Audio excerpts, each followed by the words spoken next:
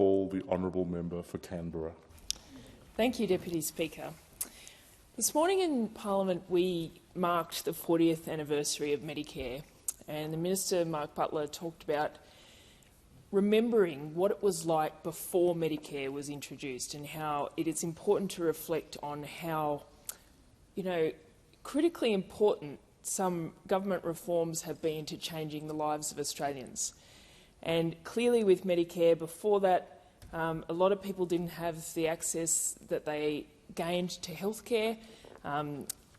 Healthcare costs were the leading cause of bankruptcy, actually, which is just shocking to hear now. But that was a result of an action of government, a Labor government, and a really critically important social reform. And paid parental leave is another of these, a very proud Labor legacy and a game changer for Australian parents. And I think it's really important that we reflect on that before this was introduced under the Gillard government, not that long ago, there was many women had no access to leave when they had a baby.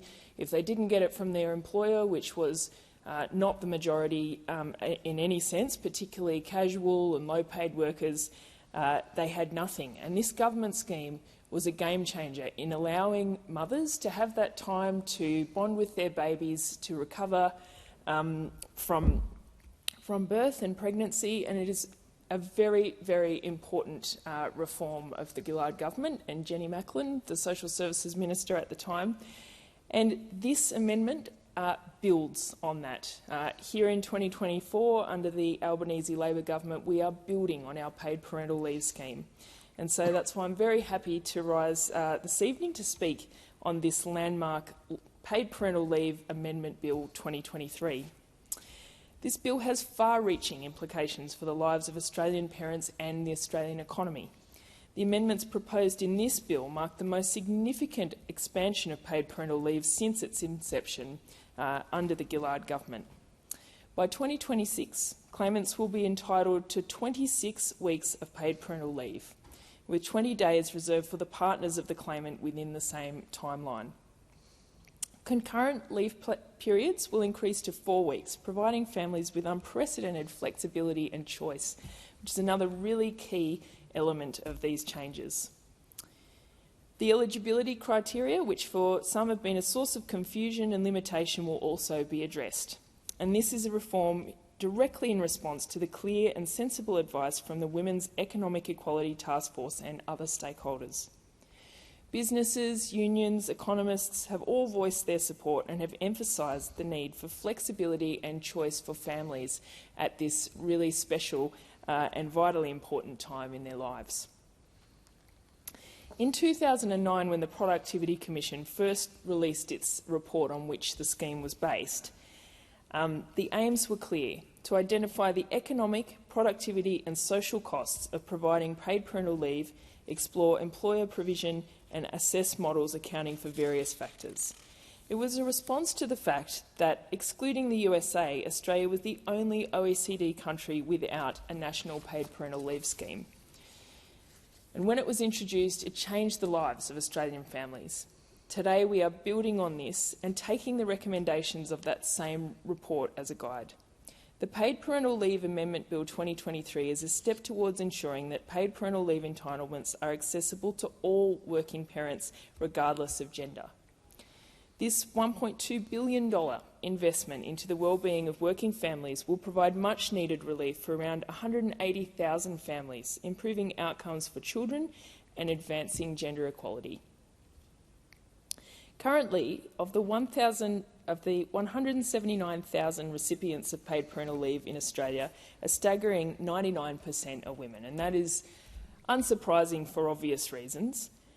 But these changes are aiming to enable both mums and dads, both parents of both genders, to access more leave at that really important time of welcoming a new baby into the family.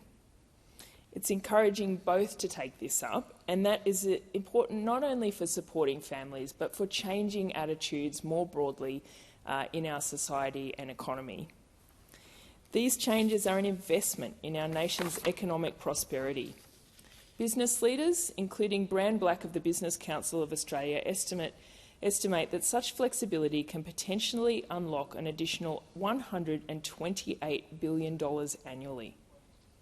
It's not just about family support, it's about redefining societal expectations and encouraging men to play a more active role in parenting and fostering true gender equality. Deputy Speaker, the evidence is clear that when fathers take parental leave, society does better. Fathers taking paid parental leave means that there is a higher chance of the gender equality gap closing, and both fathers and babies and mothers benefit as well. It's long been my personal belief that to truly address gender inequality in the workplace, it has to become normal for both parents to take time out when they have children, to work part-time, that this is not just something that women do, but something that both men and women do as a normal part of life and career. And I think this is a really important step in encouraging that. And Deputy Speaker, it is no surprise that it is a Labor government introducing these reforms, because it is only Labor governments that actually stand up for Australian women. And as I've already said, it was a Labor government that already introduced this landmark scheme in the first place. It was a Labor government that introduced no-fault divorce. It was a Labor government that appointed the first ever Minister for Women, the late Susan Ryan. It was a Labor government that started the practice of releasing a women's budget statement and have proudly picked that up again in government. It was a Labor government that established the first ever national plan to reduce violence against women and their children. And it's this Labor government that centres gender equality as a key economic issue. That in this Parliament's first sitting week, we introduced legislation to publish the gender pay gaps of large Australian companies. That we have already legislated cheaper childcare, and we have made gender equality an object of the Fair Work Act.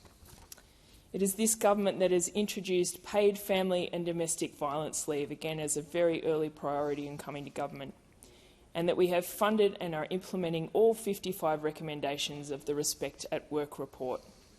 We have introduced the new national plan to end violence against women and children, and we are reintroducing gender-responsive budgeting. We established a Women's Economic Equality Task Force and is working on a national strategy to achieve gender equality. Our government was elected on a platform of gender equality, and we've worked tirelessly to bring this issue back to the forefront.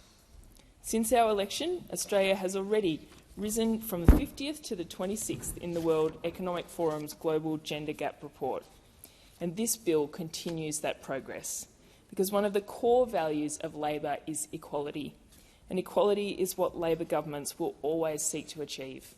So these important changes to the paid parental leave scheme are part of a broader agenda for families, supporting them to have choice, to support their decisions about family and work, and also to invest in making our economy stronger. I commend the bill to the House. Thank you, Deputy Speaker.